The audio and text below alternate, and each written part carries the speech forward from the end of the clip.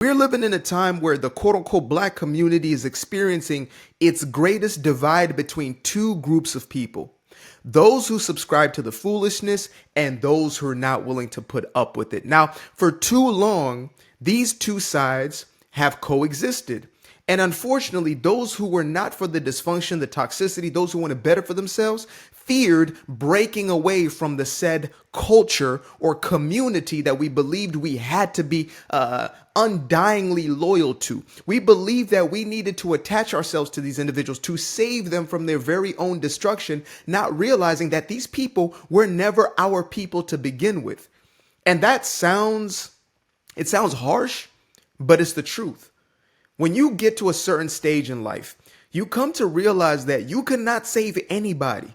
That is a responsibility of the individual. Now, you can do your best to speak life into people. You can do your best to educate or to guide. But when it's all said and done, an adult is going to make adult decisions. And sometimes those decisions are dysfunctional. And we are seeing this within this said community, so-called community, where there are those who are given over to their reprobate minds. They're given over to the criminal element. They're given over to the ratchet behavior, the 304 behavior. They're given over to the violent behavior. These individuals are not the same as those who may look exactly like them, may even share the very same bloodline, but do not subscribe to those same things. And there's this sentiment that it's always irked me, where it's like, but that's your people. That's your people. You have to help them because who the hell says that somebody who is trying to destroy my family is my people? Somebody who's looking at me like a lick is my people. How is that person my people? That is not my people. My people are the ones who are trying to live in a righteous way. Those who are trying to live in accordance with the natural law, not those who are going against the very highest good, the Most High. Those are not my people. The individuals who believe that child mutilation is okay, those are not my people. The people who believe that crime is okay and make excuses for it and coddle it, those are not my people. Those who are given over to dysfunction and toxicity and are okay with it, those are not my people. I don't care what you try to say about but they're black. You're black. And look, I think a lot of folks have this twisted, right? We forget that yes, we are classified and have been divided through our time, but it was tribes. So you would have people look the exact same, may come from the same blood lineage, but they were separated into different tribes. So I was born in Zimbabwe and lived in Africa until I was 10 years old, moved to the United States when I was 10 through a green card process. By the time I was 20, I was naturalized into citizenship, right? But one thing I do know and I'm still connected to is the fact that there's always been tribalism. So this idea of it's all been about race it's short-sighted. It's only seeing a small chunk of human history. Before that, like let's say with white folk were fighting white folk. If you go back into America's inception, right? Into this, not the Civil War, even though this did take place in the Civil War, but if you go into the fight for independence from the British, 1776, which quote unquote marked America's secession from the United Kingdom or from the empire of Britain. White folks were fighting white folks. As a matter of fact, they were fighting their own family or their own lineages because many of these individuals came from there, right? Came over here on their boats and they looked for a place to settle where they could find religious freedoms as well as other freedoms from whatever back home had become. And when they fought for their own independence, they were fighting white folk. White on white. I know we oftentimes don't hear about that because we think, oh, white folk is just, no, there is no monolith of any group of people. There has always been the classifications of those who want the best and those who do not. That's why I believe that you can absolutely have the mixing of peoples so long as they have the same value system. That's what the last election showed us. There was a shift in every single demographic, unfortunately, except for, black women. Unfortunately, there's still a deep democratic plantation conditioning with most, but I believe that the great shift is coming. The Democratic Party did a hell of a job in that conditioning and that programming, but almost every single other demographic, including Native Americans, Hispanics, Asian Americans, etc., who had traditionally voted Democratic, found themselves voting red. And that happened as a pure result of exactly this. I don't want whatever that culture is promoting. I don't believe in those things. Some of those things are downright insanity.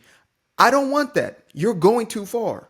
That's what they said. And they separated themselves through their vote, and they're likely separating themselves in physical means. Because when you have an ideological split, you cannot stay in the same space. And that's what we're experiencing right now within the said black community. And, I'm so thankful to hear so many of y'all voices, people speaking up and sharing their experiences, saying, I'm done with this shit too. I am sick and tired of being sick and tired of trying to deal with these people. Some of them are family members, and all they do is create more drama.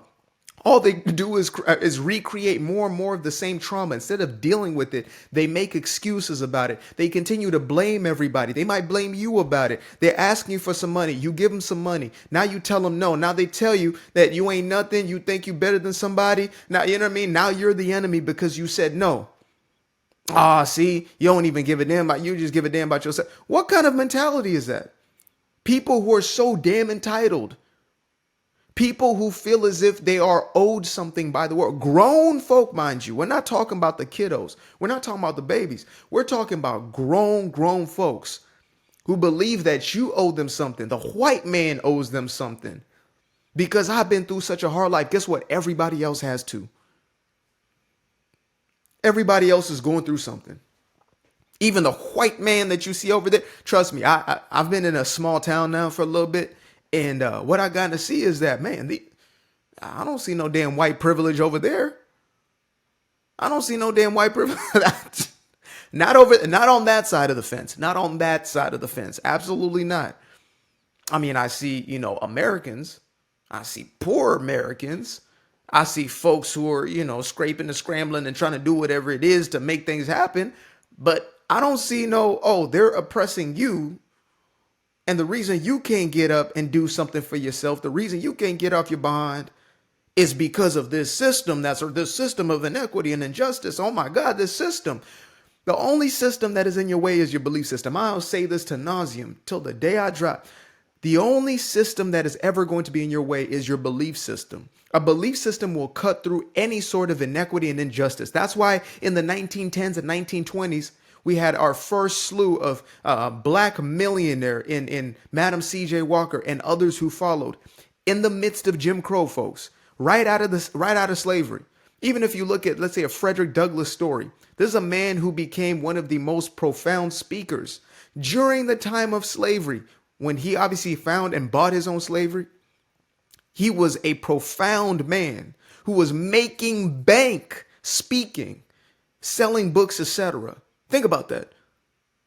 And yet we have people in 2024 and beyond, 2025, which is probably when you'll be seeing this, or maybe a little sooner, depends when I drop it. But you have people who are making excuses as to why they can't do something. But it's the man. What man? You are the man. You're the man who's in the way. You're the one who's in the way right now. Yes, you.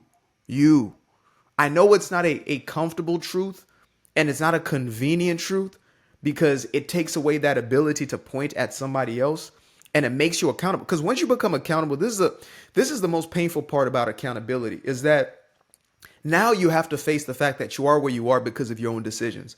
However, that is also where the freedom comes from. When I finally realized, man, I made decisions that led me to a place I didn't want to be. I didn't devote myself and commit myself to my purpose.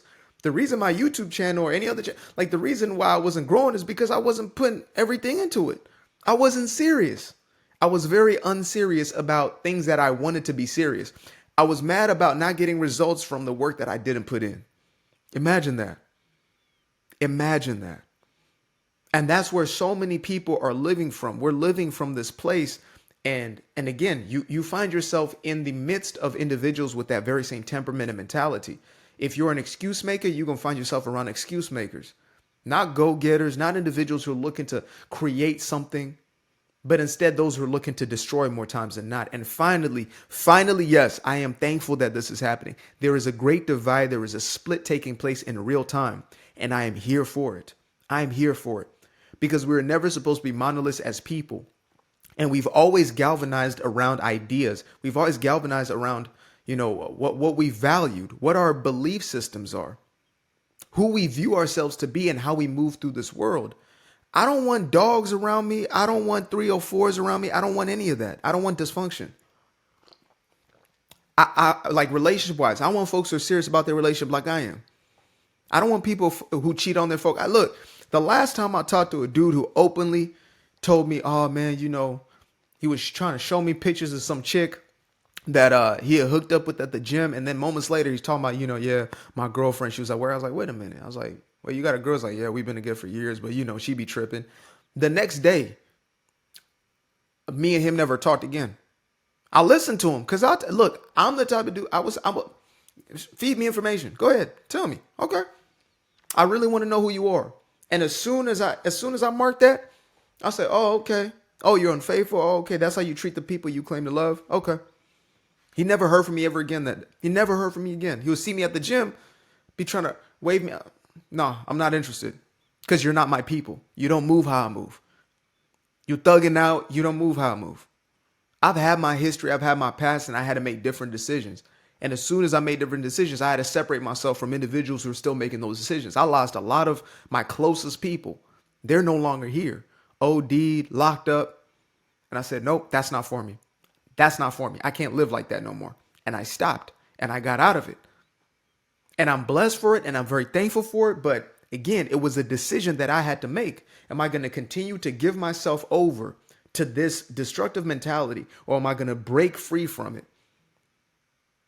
And so that's my message, y'all.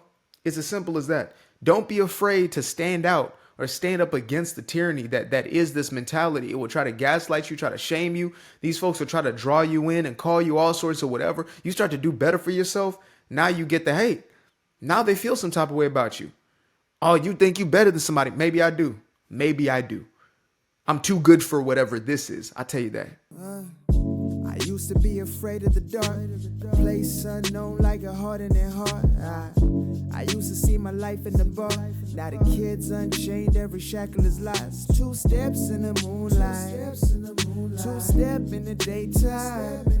You just know when it feel right. You got a feeling the time's not. See you through those shades that I just threw on. Through my lenses, you just can't do no wrong. I fell in love with myself again. I fell in love with myself. I fell in love with the sunshine.